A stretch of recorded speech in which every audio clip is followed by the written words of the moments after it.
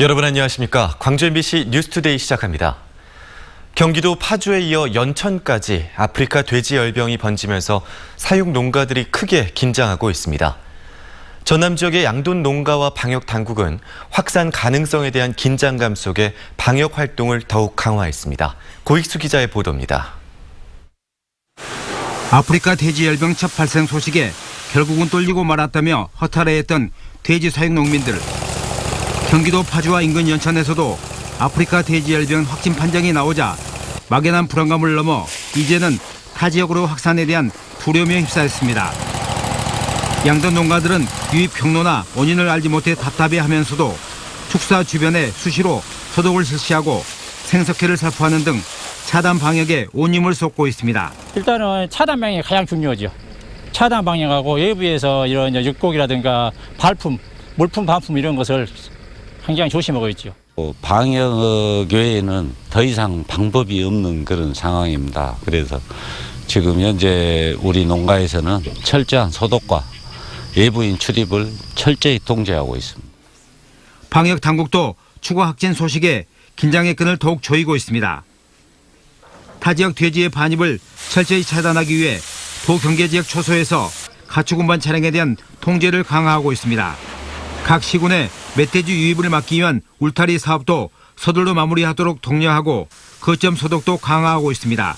거점 소독 시설을 활용해서 거점 소독을 하고 또 공동 방제를 하고 또 여기에 저희들이 소독약이라든가 모든 행정적인 지원을 해서 아프리카 돼지열병 바이러스 잠복기가 4일에서 7일로 전국 확산 여부를 가름하는 최대 고비는 다음 주 초.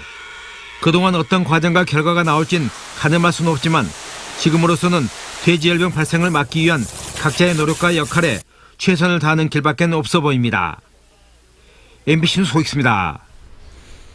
한전공대의 기본 계획이 발표되고 학교 법인 설립 절차도 내년을 목표로 본격적으로 진행이 되고 있습니다.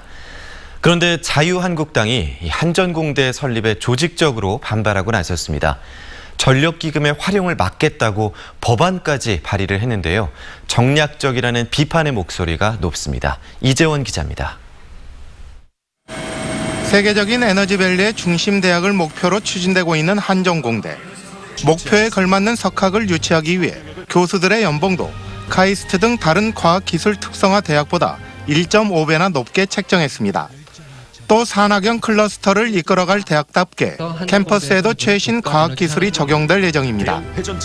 이에 따른 투자비와 운영비는 2031년까지 1조 6천억 원이 넘을 것으로 예상됩니다. 전라남도와 나주시에서 각각 1,000억 원을 출연할 예정이고 나머지는 전력기금을 활용할 계획입니다. 이를 위해 정부와 민주당은 전기사업법을 개정하고 내년에는 특별법까지 제정할 예정입니다. 이 전기사업법 개정 행렬에 자유한국당이 갑자기 뛰어들었습니다. 대통령의 공약을 위해 전력기금을 무리하게 사용하는 걸 막겠다며 법률 개정안을 발의한 겁니다. 이에 대해 지역 갈등을 부추기려는 정략적인 의도가 깔려 있다는 비판이 나오고 있습니다. 그런 우려도 그만 수가 없습니다. 또 이런 법안들이 본회의에 통과될 리도 만무하다고 생각을 해서 차분하게 한전공대 설립 작업을 진행해 가면 된다고 생각합니다. 또 특정 지역이 아니라 국가적인 차원에서 바라봐야 한다는 목소리도 높습니다. 한전공대가 전국 10개 혁신도시 가운데 산학연을 연결하는 가장 모범적인 사례로 추진되고 있는 만큼 우리나라 에너지 산업 전반에 걸친 시각으로 바라봐야 한다는 것입니다. 국가의 에너지 신산업을 위해서도 한전공대는 꼭 필요한 것이고 그렇기 때문에 이것은 지역 감정으로 또 지역의 시각으로 한전공대를 봐서는 안 된다고 생각합니다. 지역민의 수건 사업을 조직적으로 반대하고 있는 자유한국당. 정략적인 이유 때문에 국가적인 사업이 차질을 빚지 않도록 치밀한 논리 개발과 정부의 적극적인 추진 의지가 필요해 보입니다. MBC 뉴스 이재원입니다. 광주형 일자리 합작법인 등기 완료 등을 논의하기로 했던 노사민정협의회가 노동계의 불참으로 연기됐습니다. 광주시는 지금까지 합작법인과 관련해 수렴된 여러 의견들을 논의하기 위해 어제 노사민정협의회를 진행하려고 했지만 노동계의 불참으로 오늘 오전 협의회를 다시 열기로 했다고 밝혔습니다. 광주형 일자리는 이사 선임과 노동이사제 도입 등을 놓고 노사정이 이견을 보이고 있으며 다음 주 월요일까지 등기를 완료하지 못할 경우 주주 간의 협약 효력이 소멸됩니다. 오늘 아침 공기는 평소보다 더 쌀쌀합니다. 광주의 수온주가 14도 안팎까지 떨어지면서 어제보다 4, 5도가량 낮은 기온을 보이고 있고요. 올가을 들어 가장 낮은 기온을 보였습니다. 아침에는 이렇게 선선하지만 한낮에는 아직 여름색이 남아 있습니다. 낮 기온도 어제보다 낮긴 하겠지만 여전히 볕이 강하게 내리쬐면서 덥겠습니다. 체온 조절에 신경 쓰셔야겠습니다. 오늘도 고기압의 영향권에 들면서 대체로 맑은 날씨가 이어지겠습니다. 요즘 대체로 맑고 쾌청한 날씨가 이어지고 있는데요. 내일 아침까지도 나름 맑겠지만 오후부터는 상황이 달라집니다. 현재 열대저압부가 북상 중인데요. 점차 태풍으로 발달할 가능성이 있고 주말 사이 한반도로 북상하겠습니다. 따라서 내일 오후부터 구름의 양이 점차 많아지겠고 주말 동안에는 비가 내리겠습니다. 날씨 정보였습니다. 광주시가 도시철도 2호선 공사를 다음 달부터 본격적으로 시작합니다. 광주시는 각 공구별로 공사에 들어가기에 앞서 구간별 측량과 안전관리 계획을 마련한 뒤 10월 중순부터 지하 매설물 등이 없는 구간부터 우선 착공에 들어갈 예정입니다. 현재 도시철도 2호선 1단계 6개 공구 가운데 5개 공구는 시공사 선정이 완료됐고 시공사 선정이 되지 않은 2공구는 이번 달 말까지 선정을 마무리할 계획입니다. 또 공사 시행 전 방송을 통해 교통 제한 사항 등을 집중 안내하고 시민 불편을 최소화하는 교통 대책도 마련됩니다. 어등산 관광단지 조성사업 우선협상 대선자인 서진건설과 광주시의 협약 체결이 늦어질 전망입니다. 사업 시행자인 광주도시공사는 서진건설과 협상을 하는 과정에서 관광체험시설과 지역 상생시설 확충이 필요하다는 의견을 제시했고 서진건설 측은 추가 제안에 대해 논의 중인 것으로 알려져 다음 주로 예정된 협약 체결은 어려울 것으로 보입니다. 3차 공모 끝에 선정된 서진건설은 총 사업비 4,800억 원가량을 투자해 특급 호텔과 스포츠 테마파크 등을 조성하겠다는 계획을 밝혔습니다. 지난 2017년 5.18 기념식 때 문재인 대통령이 호명했던 고 표정두 열사를 기억하십니까? 5.18의 진실을 알리기 위해서 목숨을 던진 표 열사를 기억하자는 뜻에서였는데요. 이 호남대 쌍촌 캠퍼스에 있던 표 열사의 추모비가 오랫동안 방치되다가 5.18 기념공원에 자리를 잡았습니다. 남궁욱 기자가 다녀왔습니다. 박종철 고문치사 사건으로 국민들의 분노가 들끓던 지난 1987년 3월 미국 대사관 앞에서 20대 노동자가 자신의 몸에 기름을 끼얹고 불을 붙였습니다. 광주학살 진상규명가 박종철을 살려내라는 구호를 외치다 쓰러진 이 남성은 고 표종두 열사. 광주 대동고 재학 시절 5.18 시민군으로 참여했고 호남대 재학 시절에는 어려운 이들을 위해 야학 활동을 펼치기도 했던 표 열사는 전두환 정권에 맞서 자신의 목숨을 바쳤습니다. 표 열사의 정신을 잊기 위해 후배들이 지난 1991년 호남대 쌍촌 캠퍼스에 추모비를 세웠지만 2015년 호남대가 광산구로 옮겨가면서 추모비는 갈 곳을 잃었습니다. 표 열사가 제적됐다는 이유로 학교 측이 대학 구성원이 아니라며 이전을 거부했기 때문입니다. 대학이 광산구 서봉 캠퍼스로 이전하면서 정신계승비는 방치되었습니다. 이제 계승비 이전 문제가 큰 숙제로 대두되었고 아무도 기억하지 않던 그의 희생은 지난 2017년 문재인 대통령이 당선된 직후 열린 5.18 기념식에서 그의 이름을 호명하며 주목받기 시작했습니다. 많은 이들의 희생과 헌신도 함께 기리고 싶습니다. 1987년 광주 사태 책임자 처벌을 외치며 분신 사망한 25살 노동자 표정두. 이후 호남대는 표종두 열사 가족에게 명예 졸업장을 수여했고 5월 단체는 표 열사의 추모비를 5.18 기념공원으로 이전하는 데 동의했습니다. 하나, 둘, 셋.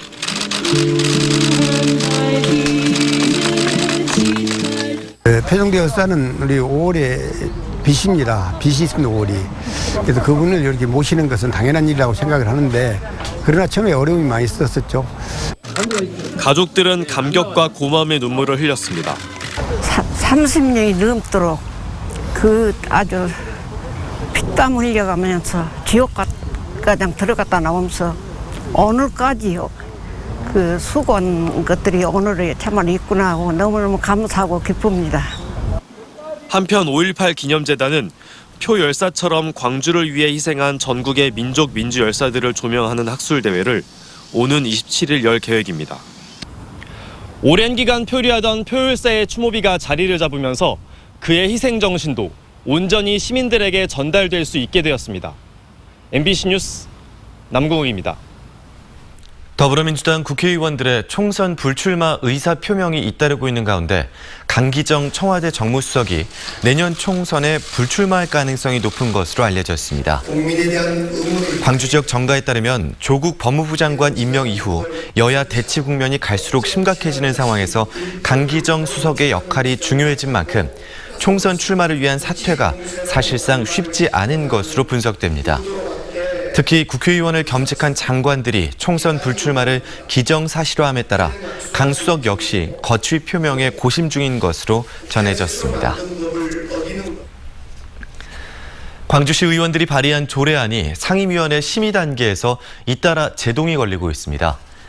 광주시의회에 따르면 정의당 장현주 의원 등 시의원 23명이 공동 발의한 여성 청소년 생리용품 지원 조례안에 대해 행정자치위원회가 상정을 보류했습니다. 행자위는 한 해 70억 원이 넘는 예산이 필요한 데다 광역자치단체에서 관련 조례를 제정한 사례가 없어 이같이 결정한 것으로 알려졌습니다. 일본 전범기업이 생산한 제품을 공공구매하지 않도록 하는 조례안과 농민수당 지원 조례안 역시 관련 상임위에서 제동이 걸릴 것으로 전망됩니다. 올 시즌 기아 타이거즈의 성적은 실망스러운 수준이지만 에이스 양현종 선수의 활약은 팬들에게 큰 위안이었습니다. 대반전의 드라마를 만들어낸 양현종 선수는 눈부신 성적에 더해 평균 자책점 1위 타이틀을 예약했습니다. 우종훈 기자입니다. 갓난아이 수술 때문에 스프링 캠프에 늦게 합류한 양현종 선수.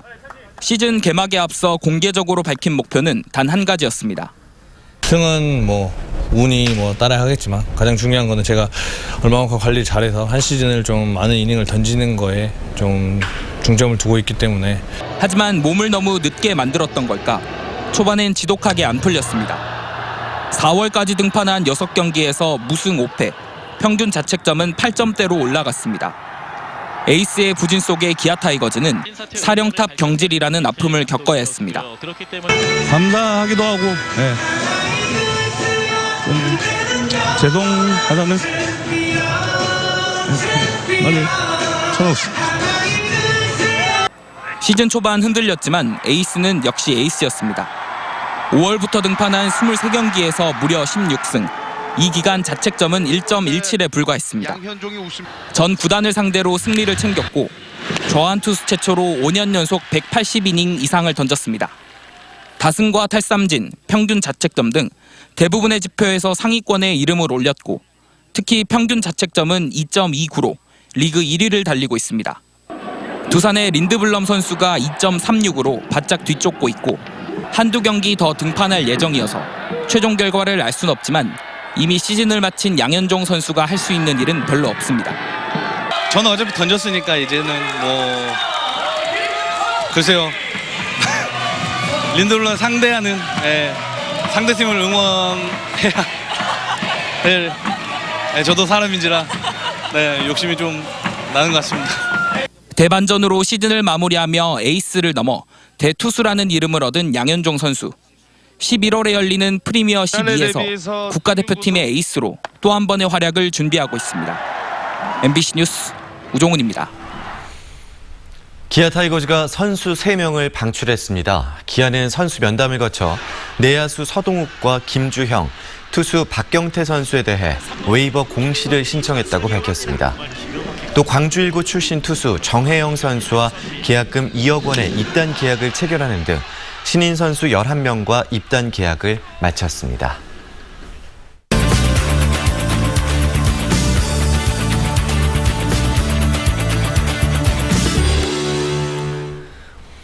세계적인 화랑의 미술 작품을 감상하고 구매도 할 수 있는 광주 아트페어가 오늘부터 나흘 동안 열립니다. 특히 올해는 미디어 아트페어도 비슷한 시기에 함께 열려서 눈길을 끌고 있는데요. 이 아트페어에 대한 내용과 작품 구입 팁까지 알려드리겠습니다. 광주문화재단 이유진 정책연구교류팀장과 이야기 나눠봅니다. 안녕하세요. 네, 안녕하세요. 네, 아트페어는 국내외 여러 도시들이 오래전부터 열고 있는 미술 행사잖아요. 네. 최근에는 그런데 이전과 좀 다른 경향을 보이고 있다고요? 네, 아트페어라고 하면은 수많은 작가들의 작품을 한 곳에서 직접 보고 네. 바로 구매할 수 있다는 게 큰 매력이죠. 네. 네, 그동안은 미술 작품 거래를 통해서 경제적인 효과를 얼마나 유발했느냐가 강조되었다고 하면은 네. 최근에는 최신 트렌드의 작품들을 살펴볼 수 있는 기획 전시들이 열리고 있습니다. 스위스 아트 바젤이나 프랑스 피악 같은 경우에는 네. 관람객들의 행렬이 막 이어져 가지고 축제를 방불케 하죠. 그렇군요. 네. 그러면 올해 광주에서 열리는 아트페어는 어떻게 구성이 되나요? 네, 아트광주 2019 올해 10주년입니다. 네, 예년에 비해서 참가 화량이 늘어났고요. 네, 특색 있는 프로그램도 준비했다고 합니다. 네, 예향광주라고 하면은 한 집에 한 작품. 그렇죠. 네. 네. 이 묘묘를 되살려서 아트 광주만의 색다른 프로그램들을 만들었다고 하는데요. 네, 국내 화랑은 73개, 해외 화랑은 12개국, 18곳이 확정되었다고 합니다. 네. 네, 데이비드 호크니 잘 아시잖아요. 네. 네, 판화 작품 만나실 수 있고요. 수채 화가예요. 네. 이배 작품 등 유명 작품 등을 만나실 수 있을 것 같습니다. 그렇군요. 네. 그런데 미술 작품을 사보고는 싶은데 네. 어떻게 사야 될지, 뭘 사야 네. 맞는 건지, 네. 내가 틀리게 잘못 사는 건 아닌지 그런 걱정들이 많거든요. 네. 작품을 잘 살 수 있는 노하우 같은 게 있을까요? 네, 수많은 갤러리가 1년간 공들여서 준비한 거죠. 네. 네, 그래서 미술관 나들이를 하는 것처럼 이렇게 작품 감상을 해봐도 좋을 것 같습니다. 네, 작품을 그런데 소장을 하고 싶다면 투자보다는 나만의 컬렉션을 만든다는 생각을 하면 어떨까 싶습니다. 네, 좋은 작품을 두고두고 본다는 것만큼 좋은 투자가 없지 않을까 싶어요. 그렇군요. 네. 그리고 올해는 미디어 작품들도 이 아트페어에서 만나볼 수 있다고 하던데요. 소개 좀 해주실까요? 네, 지역 문화기업 아트팩토리가 준비를 하고 있습니다. 문체부하고 예술경영지원센터가 후원을 하는데요. 네, 미디어 아트 시대, 예술을 더 새롭게 만나요가 슬로건인데요. 네. 네, 이번 행사에서의 작품 판매 수익금 전액이 작가에게 전달이 된다고 합니다. 네. 네, 이남 작가 잘 아시잖아요. 네. 빨강, 파랑, 검정으로 표현된 독수리 오영재, 네, 임용은 작가의 3D 홀로그램 사과, 그다음에 정은학 작가의 LED 정물, 그다음에 백나훈 작가의 곰곰 등 작가 47명, 그다음 71점의 다채로운 미디어 아트와 에디션 작품을 한 자리에서 감상하고 구매도 가능합니다. 네, 미디어 작품은 아무래도 일반 미술 작품들, 회화 작품들보다 친숙성이 떨어지다 보니까 네. 어떻게 구매해야 될지, 무엇을 보고 네. 선택을 해야 될지 네. 고민들 하실 것 같아요. 그렇죠. 미디어 아트 작품도 구매가 가능하나라는 생각을 하실 수도 있는데요. 그러니까요. 네. 미디어 아트 작품은 특히 이제 관객의 눈길을 끈다거나 반응을 이끌어내는 그런 요소들을 가지고 있는 거잖아요. 네. 네, 공간에 활력을 불어넣기도 하고 어떤 신비로움을 자아내기도 하는데요. 미디어 아트 작품 고를 때는 매체나 장비보다는 데이터를 눈여겨보시면 좋을 것 같습니다. 데이터를요? 예술미학적 요소가 깃든 데이터인가 또 호환성이나 확장성을 갖는지 등을 보셨으면 좋을 것 같습니다. 네. 아트페어는 오늘부터입니다. 네. 네, 22일까지 4일간 김대중 컨벤션 센터고요. 네. 미디어 아트페어는 내일부터 24일까지 유스케어 문화관 근호 갤러리에서 만나실 수 있을 것 같습니다. 네, 우리 시청자분들 이 가을의 초입에 네. 광주 아트페어와 함께 해보시면 네. 어떨까 싶습니다. 네. 광주문화재단 정책연구교류팀의 이유진 팀장이었습니다. 고맙습니다. 네, 감사합니다.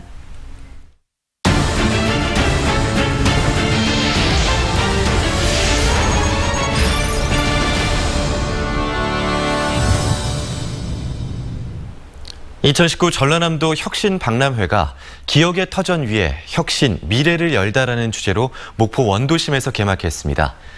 삶의 질을 높이는 지역의 우수 혁신 사례를 공유하고 원도심 공동화의 혁신적인 해법을 제시하고 있습니다. 김양훈 기자가 취재했습니다. 목포 원도심이 박람회장으로 변했습니다. 그동안 비어있던 창고 건물은 지자체와 정부의 혁신 사례를 알리는 공간이 됐습니다. 혁신박람회는 지역의 혁신 우수 사례를 공유하고 지속가능한 혁신 사업 성과를 발굴, 확산하기 위해 마련됐습니다. 지자체가 혁신 박람회를 개최하는 것은 이번이 처음입니다. 전남에서 지역 혁신 붐을 일으켜서 전국으로 확산시키기 위해서 전남도는 물론이고 시군 혁신 우수 사례를 전시해 놓고 있습니다. 전시관마다 많은 체험거리가 마련됐고 주무대와 거리에는 다채로운 공연이 열려 관람객들이 혁신에 보다 친근하게 다가가도록 했습니다. 이번 혁신 박람회는 사업 참여 주체와 전시관 조성 방식 그리고 사후 활용 방안 등에서 다른 박람회와 차별화됩니다. 목포 원더심의 빈 건물을 전시 공간으로 활용했고 주민들은 개인 소유 건물과 부지를 전시관 쉼터 주차장으로 제공했습니다. 새롭게 정비된 시설물들은 박람회가 끝나도 주민과 관광객들을 위해 지역에 남겨둡니다. 전라남도 혁신 박람회가 주민 참여로 혁신의 꽃을 피워서 지역과 주민에게 혜택을 주는 좋은 박람회가 될 수 있도록 앞으로 더욱 노력을 하겠습니다. 개막식에 앞서 열린 혁신 연장 이어달리기에서는 다양한 혁신 우수 사례 발표가 이어져 높은 관심을 끌었습니다. 도시재생과 혁신을 접목한 새로운 모델이 될 것으로 기대되는 전라남도 혁신 박람회는 오는 20일까지 목포 근대역사문화공간 일원에서 계속됩니다. MBC 뉴스 김양훈입니다. 문화 콘텐츠 생산과 소비, 유통의 거점이 될 광주 실감 콘텐츠 큐브의 착공식이 열렸습니다. 실감 콘텐츠 큐브는 영화와 게임, 애니메이션 등 콘텐츠 제작 기반 시설이 갖춰지고 VR과 AR 등 실감 콘텐츠 체험 시설도 들어섭니다. 실감 콘텐츠 큐브는 국비와 시비 1,046억 원이 투입돼 2021년에 완공될 예정이고 CGI 센터와 함께 광주 문화산업을 이끌 것으로 기대됩니다. 전국 학교 비정규직 연대회의가 광주시 교육청에서 무기한 천막 농성에 들어갔습니다. 학교 비정규직 연대회의는 공정임금제 실현과 비정규직 차별 해소를 위해 교육부와 시도교육청이 제대로 된 교섭안을 제시해야 한다고 주장하며 지금처럼 불성실한 교섭 태도를 지속한다면 더 강력한 투쟁으로 맞서겠다고 선언했습니다. 요금소 수납 노동자들이 직접 고용을 요구하며 경북 김천의 한국도로공사 본사와 서울요금소 지붕 등에서 농성을 이어가는 가운데 민주노총 광주본부가 이들의 전원 직접 고용을 촉구했습니다. 광주본부는 어제 광주 정부합동청사에서 기자회견을 갖고 1, 2심은 물론 대법원에서도 이들의 불법 파견을 인정했는데도 도로공사 이강래 사장이 판결 이행을 거부하고 있다며 수납 노동자들의 직접 고용을 촉구했습니다.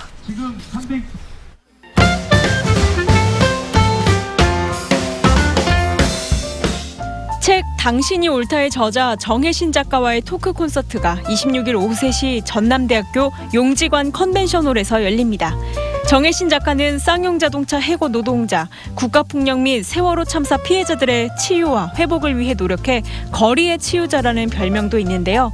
이번 토크 콘서트에서는 공감을 통해 다른 사람을 살리는 치유 방법에 대해 이야기할 예정입니다. 전남의 유일한 시각장애 특수학교 은광학교에서 2020학년도 신입생과 편입생을 모집합니다. 모집 정원은 유치원 4명과 초등학교 6명, 중학교 6명과 고등학교 7명, 의료재활전공과 10명으로 11월 4일부터 한 달간 원서 접수를 하는데요. 은광학교에 졸업하면 동시에 국가인정 안마사 자격증도 취득할 수 있습니다. 요즘 인기 있는 문화 콘텐츠들을 한자리에서 감상할 수 있는 광주 에이스 페어가 다음 주 목요일부터 나흘간 김대중 컨벤션 센터에서 열립니다. 방송, 애니메이션, 게임, VR 등 다양한 콘텐츠가 소개되고 특히 올해는 디지털 플랫폼에 대한 내용이 강화됐다고 하는데요. 캐리와 친구들 공연, BJ 보겸의 강연 등 각종 행사도 이어질 예정입니다. 김광길 도예가의 11번째 개인전 연입 이야기가 이번 주 금요일부터 다음 달 10일까지 구례 화엄사에서 열립니다. 화엄 음악제 특별전으로 기획된 이번 전시에서는 연입과 인어 모양의 도자기를 리듬감 있게 배치한 작품들을 감상할 수 있는데요. 관객들에게 고요하면서도 활기찬 느낌의 즐거움을 선사합니다.